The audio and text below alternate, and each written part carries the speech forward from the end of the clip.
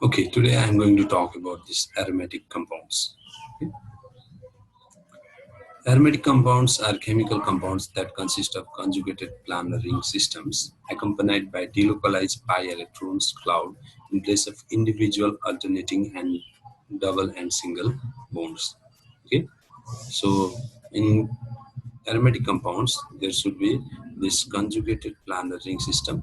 Okay, and that should be containing delocalized pi electrons. Okay, alternatively in between single and double bonds. We'll come later to that. Okay, so these are also called aromatics or arenes, and the best examples of aromatic compounds, they are toluene and benzene.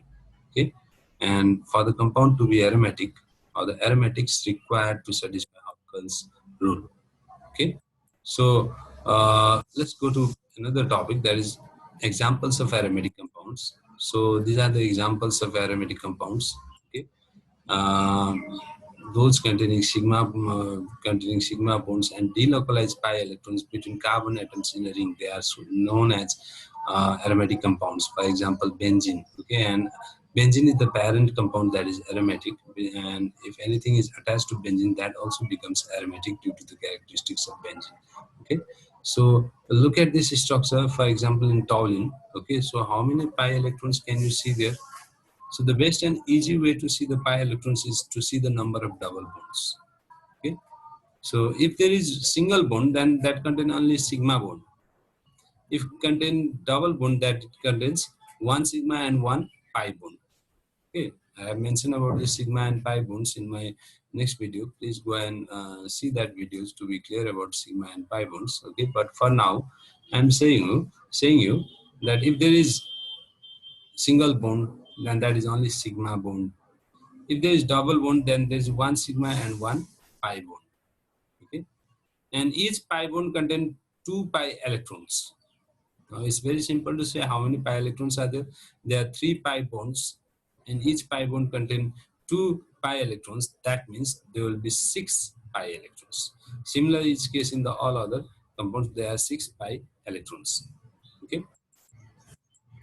So Huckel's rule of aromaticity, just now I mentioned about the pi electrons. Okay, now there should be fixed number of pi electrons for a compound to be aromatic. Okay, so there are the following criteria that need to be fulfilled for the compound to be aromatic.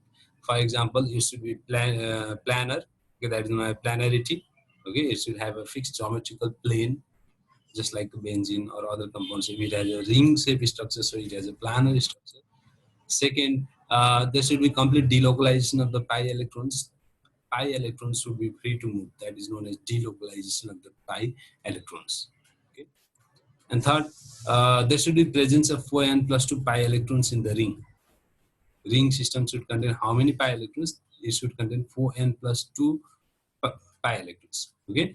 So where n equals to 0, 1, 2, 3, and so on. Integers like 0, 1, 2, 3, and so on. Okay. So Huckel's rule states that only planar ring system which have 2, 6, 14, etc. pi electrons are aromatic.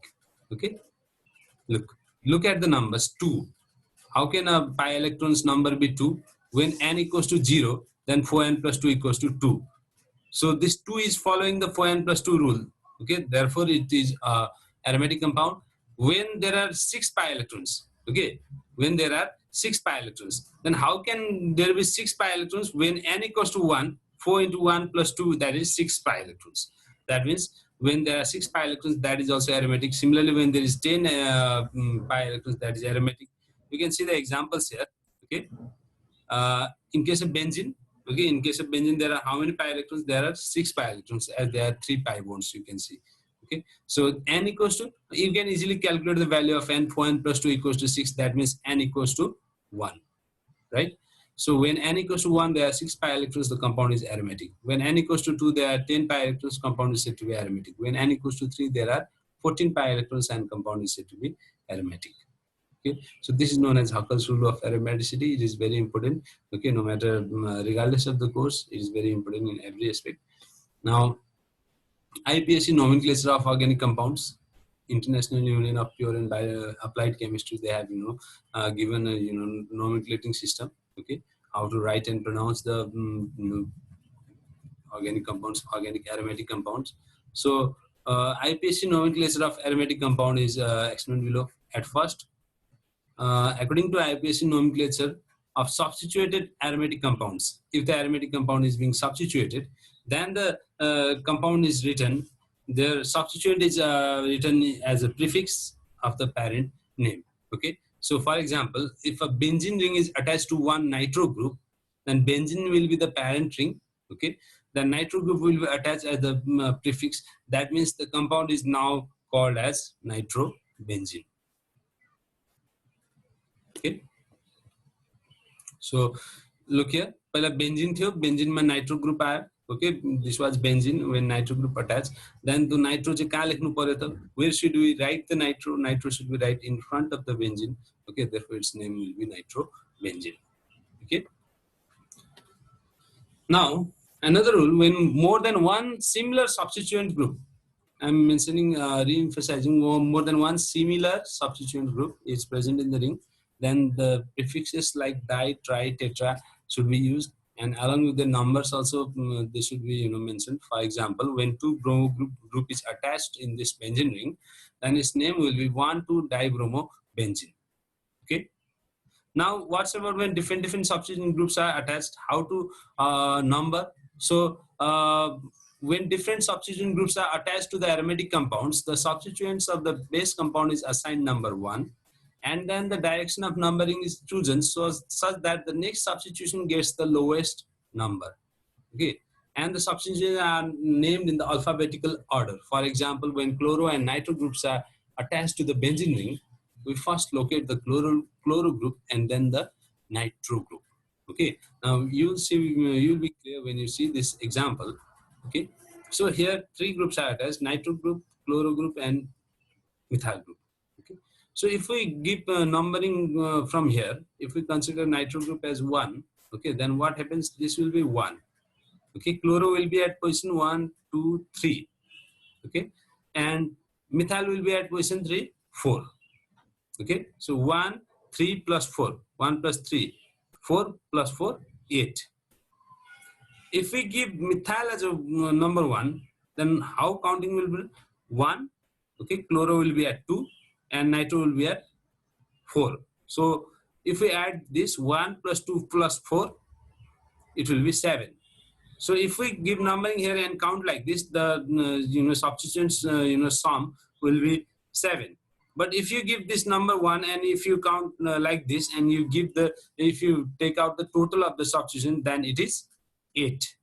So we have to count in such a way where it gets the less number. So that's why we'll count from this end. Okay, so this CH4 here, it will be at position number 1. Okay, chloro will be at position number 2 and nitro will be at position number 4. Therefore, its name will be 2 chloro, 1 methyl, 4 nitro.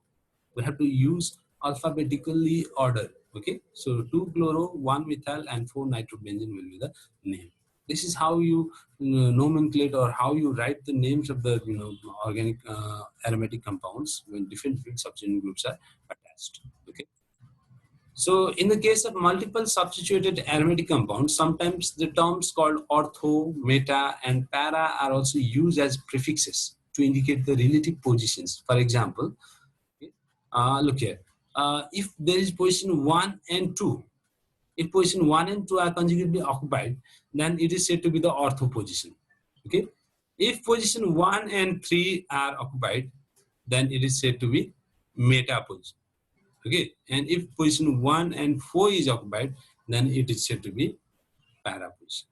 Okay, so for example, 1,2-dibromobenzene.